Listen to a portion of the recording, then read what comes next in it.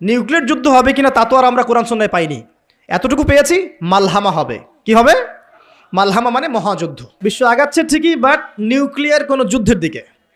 এখন বলবে ভবিষ্যৎবাণী করে দিল নিউক্লিয়ার যুদ্ধ হবেই। হবেই তো বলি নাই, বলেছি হওয়ার মুখোমুখি অবস্থা দাঁড়িয়ে আছে। যে কোনো মিলিটারি অ্যাফেয়ার্স যারা পড়াশোনা করে, ভালো মানের পলিটিশিয়ান যারা ইন্টেলেক্ট রাখেন মাথার মধ্যে, শিক্ষিত সমাজ এবং মিলিটারি অ্যাফেয়ার্স যারা বোঝেন, তাদেরকে জিজ্ঞাসা করে দেখেন যে আবু তো আদনান ভাই একটা লেকচারে বলেছিল যে সারা ওয়ার্ল্ড নাকি নিউক্লিয়ার যুদ্ধের দ্বারপ্রান্তে দাঁড়িয়ে আছে, কথাটা কতটুকু সত্য?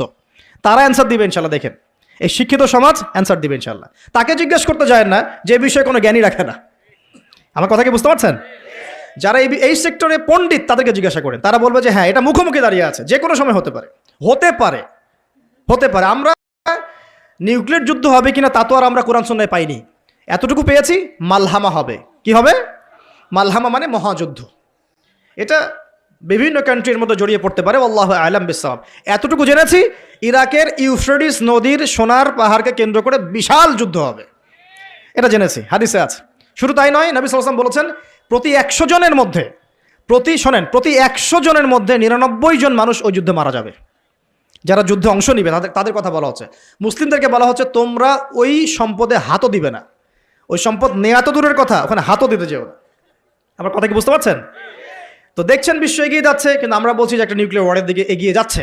দেখছেন ইকোনমিক্যালি আমরা খুব সমৃদ্ধ হচ্ছি, সারা বিশ্ব, তাই না? কিন্তু বিশ্বের অনেক দেশ, বিশ্বের অনেক কান্ট্রি ইকোনমিক্যালি এখন একটা দুরবস্থার সম্মুখীন হয়ে আছে। এটা রিয়েলিটি আর ভিজুয়াল ওয়ার্ল্ড এক জিনিস নয়। আপনি দেখছেন মেয়েরা খুব এগিয়ে যাচ্ছে, একদম ওই যে স্টেজে উঠে নাচানাচি করছে, অধিকার আন্দোলন এভরিথিং, তাই না? কিন্তু বাস্তবতা কি জানেন? বাস্তবতা হচ্ছে আমাদের মা বোনরা বেপর্দা হচ্ছে দিন দিন বেশি, এবং তারা এগিয়ে যাচ্ছে জাহান্নামের দিকে। আর নবীজি বলেছেন এই কথাই, শেষ জামানায় এক শ্রেণীর নারী বের হবে, নিসাউন, মহিলা, ক্যাসিয়াতুন, যারা কাপড় পরে থাকবে, আরিয়াতুন, তারপরেও নগ্ন হবে কাপড়, এবং তারা অন্যকে আকৃষ্ট করবে, যে সিডিউসড করবে, এবং অন্যের দিকেও আকৃষ্ট হবে, মানে নিজেও সিডিউস হবে। তো এই শ্রেণীর মেয়েরা কি এখন বের হয়নি?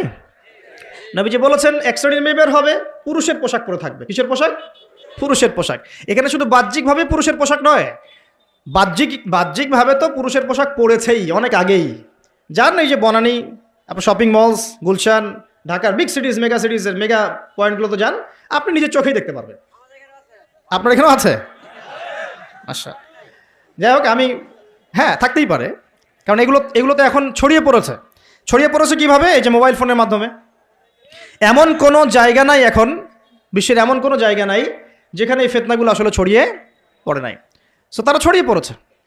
এখন নবী সাল্লাল্লাহু আলাইহি ওয়াসাল্লাম এটাই বলছেন যে মেয়েরা পোশাক পরিবর্তন হয়ে যাবে, ছেলেরা মেয়ের পোশাক পরবে, মেয়েরা ছেলের পোশাক পরবে। পরে নাই? আর কোন নিদর্শনের জন্য অপেক্ষা করছেন?